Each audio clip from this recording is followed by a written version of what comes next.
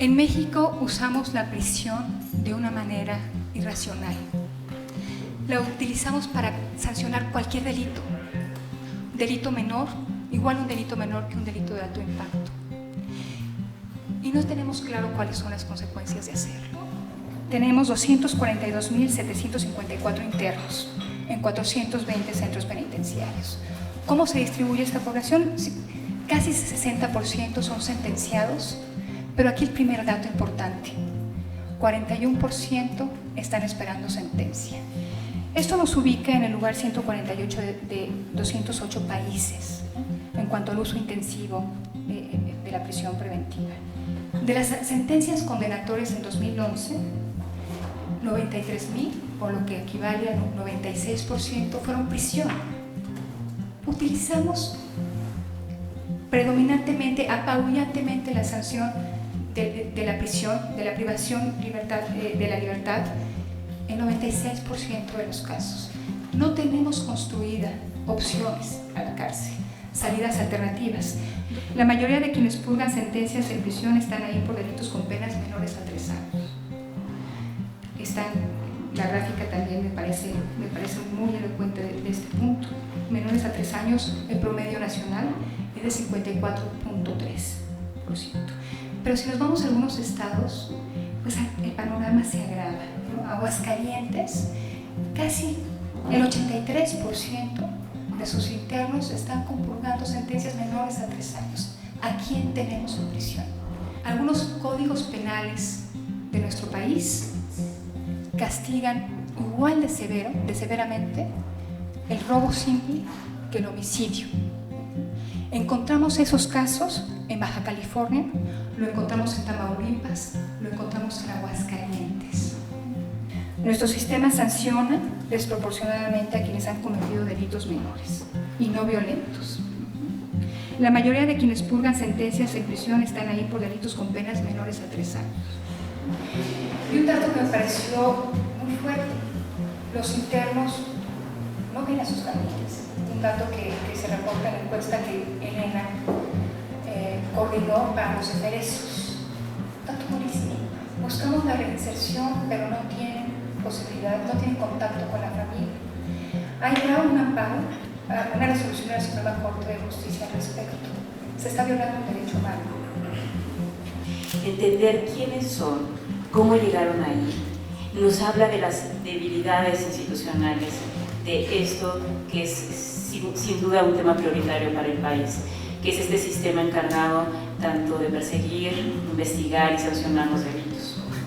Entonces, por eso lo que se presenta hoy no es una cuestión menor, es una información que es muy, muy valiosa. Sé que el Poder Judicial en México es esencialmente una máquina de condenar sin pruebas. Y el dato más sugerente y paradójico tiene que ver con el hecho de que las prisiones, que fueron diseñadas para sancionar delitos, son en realidad el terreno más fértil para que estos se cometan. Pero fíjense qué interesante que las cárceles así, y en este reporte se confirma, nos dice, es una prueba más del fracaso institucional que vivimos. Las autoridades no pueden combatir el crimen afuera, no pueden combatir el crimen en la calle, pero tampoco pueden combatir el crimen en casa, en su propia casa. La encuesta del CIDE que se ha ido recabando sistemáticamente a lo largo de los años le está preguntando al interno, ¿qué te pasó? ¿Cómo te detuvieron? ¿Estaba el juez? ¿Qué pruebas había? ¿Te sientes inocente? Esa información de usuario es indispensable y está ausente en nuestro sistema de estadísticas por años de prisión. En realidad estamos hablando de robos sin violencia, de verdad, cosas que a nadie preocupan prácticamente. O sea, ¿qué esperamos obtener cuando degradamos y deshumanizamos a la gente como lo hacemos en las prisiones? ¿Qué se espera obtener de ello? ¿Cuál puede ser la expectativa? ¿Quién se ha sometido? ¿Cuál de estas instituciones se ha sometido a una evaluación científica y rigurosa de los resultados que obtienen con lo que ellos hacen? Nunca se ha sometido a una evaluación. ¿Qué sabemos de la gente que está aislada en celdas por años, por meses?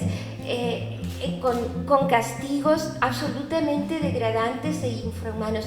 ¿Quién ha dicho, tenemos que evaluar esto? ¿Cuáles son sus resultados? ¿A qué nos está conduciendo esto? ¿Qué es esto que no es otra manera que dominar, someter, aplastar, que nada tiene que ver con un sistema de justicia?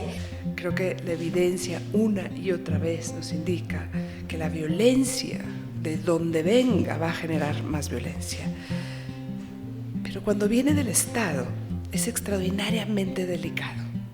Es una complicidad y una pequeña población, como decía Laida, pero una pequeña población que comparte algo que vive por muchos años, que es la tremenda injusticia, el abuso permanente, la tierra de nadie, el te friegas y no nos importa. Y que la justicia es ese pegamento que nos puede volver a hilvanar como colectividad. Mientras queremos venganza, pues vamos a seguir viendo un aumento y aumento y aumento cada vez más importante en los índices delictivos. Y es un espejo no solamente para el gobierno, es un espejo para nosotros. De los grandes pies para acabar con esta violencia y esta delincuencia es la prevención. Si nosotros no entramos a los sistemas preventivos, realmente no estamos haciendo nuestra labor como ciudadanos. Mucho han escuchado ustedes de la importancia que tiene la reconstrucción del tejido social. Y esta reconstrucción del tejido social lleva muchas cosas implícitas para poder recuperar la autoestima de todos aquellos que desgraciadamente no tienen oportunidades en el país. Tenemos que pensar que la cárcel está para los homicidas, para los violadores, para los secuestradores, pero no para quien se roba unas papitas en el Oxxo. Y hoy 60% de la población en reclusión está por delitos menores. ¿Te puedes imaginar lo que significa eso en términos de país y de colectividad? Okay. Lo que podemos tener en los códigos es esas salidas, pero sin ninguna infraestructura para hacerlas efectivas, entonces prácticamente los jueces no pueden optar por ellas. ¿Me explico? Porque no tienen a quién canalizar los casos en los sistemas no reformados.